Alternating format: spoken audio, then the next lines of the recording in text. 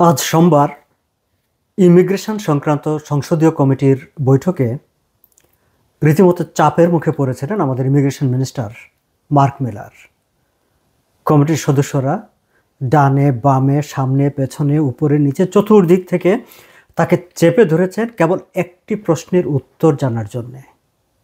এই যে এত লোক কানাডায় এসেছে, কিংবা কানাডায় এত যে অস্থায়ী টেম্পোরারি রেসিডেন্ট যারা আছে, তারা তাদের ভিসার মেয়াদ শেষে ফিরে যাবে, এটি ফেডারেল গভর্নমেন্ট, ইমিগ্রেশন কানাডা কিভাবে নিশ্চিত করবে? এই প্রশ্নের উত্তর দিতে গিয়ে রীতিমতো গলদঘর্ম হয়েছেন ইমিগ্রেশন মিনিস্টার মার্ক মিলার। তিনি যতই বলেছেন ভিসার শর্তই হচ্ছে একটা নির্দিষ্ট সময় পরে তারা চলে যাবে, সেটা ইন্টারন্যাশনাল স্টুডেন্ট হোক, ভিজিটর ভিসা হোক অথবা ওয়ার্ক পারমিটে হোক, তার যে মেয়াদ আছে সেই মেয়াদ শেষে তারা চলে যাবে এবং অটোমেটিক্যালি কেউ এখানে পার্মানেন্ট রেসিডেন্সিপ পাবে না, কিংবা টেম্পোরারি রেসিডেন্ট কিংবা পার্মানেন্টলি এখানে থাকার কোনো সুযোগ পাবে না।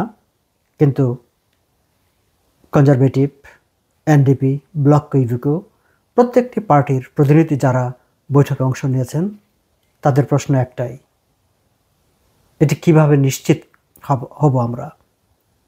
আপনি কি কারোর সঙ্গে কোনো কথা বলেছেন? আপনি কি কোনো এজেন্সিকে দায়িত্ব দিয়েছেন বা কোনো কোম্পানিকে দায়িত্ব দিয়েছেন যারা এনশিওর করবে যে হ্যাঁ, এই লোকগুলো এসেছিল, তাদের মেয়াদ ছিল এবং মেয়াদ শেষে তারা চলে গেছে? বেচারা ইমিগ্রেশন মিনিস্টার মার্ক মিলার তিনি তার মতো করে চেষ্টা করেছেন। তিনি স্বীকার করেছেন যে হ্যাঁ, increasing number of international student, work permit holder, visitors তারা কানাডায় এসে পার্মানেন্টলি থেকে যাওয়ার জন্যে অ্যাসাইলাম আবেদন করেছেন। কমিটির বৈঠকে তিনি এও বলেছেন যে কেবলমাত্র যাদের লেজিটিমেট কজ আছে, সত্যিকারের রিয়েল নিড আছে, যাদের প্রোটেকশন দরকার, তাদের ছাড়া বাকিদেরকে অবশ্যই কানাডা ছেড়ে চলে যেতে হবে। আবার সবাই তাকে চেপে ধরেছেন, আপনি কিভাবে নিশ্চিত করবেন যে তারা চলে যাবে?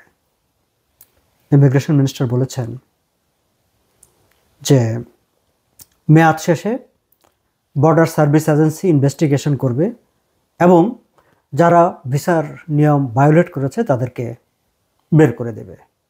যাই হোক, পুরো বৈঠক জুড়েই এই সব মূলত এই পয়েন্টটি ধরেই তর্ক বিতর্ক, আলাপ আলোচনা, কথাবার্তা হয়েছে। একই সঙ্গে আরেকটি ইন্টারেস্টিং ঘটনা ঘটেছে।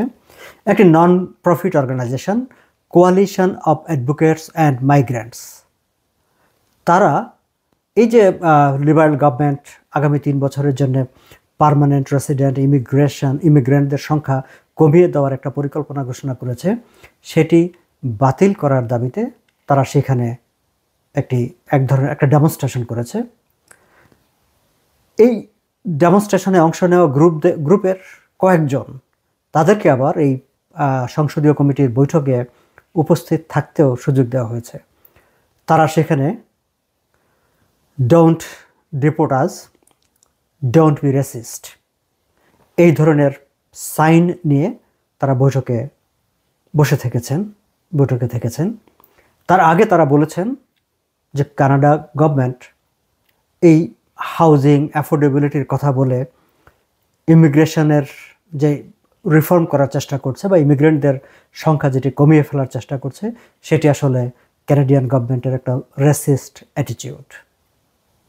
এই গ্রুপটি দাবি করেছে যে আগামী 2 বছরে 2.36 মিলিয়ন টেম্পোরারি রেসিডেন্ট যারা কানাডায় আছে, তাদের স্ট্যাটাস এক্সপায়ার করবে।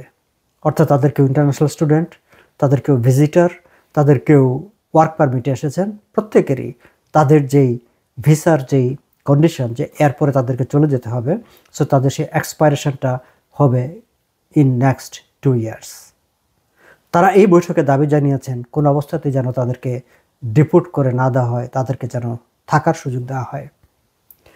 ইমিগ্রেশন মিনিস্টার মার্ক মিলার স্পষ্ট করে বলেছেন, টেম্পোরারি রেসিডেন্ট শব্দটাই হচ্ছে টু স্টে হিয়ার টেম্পোরারিলি।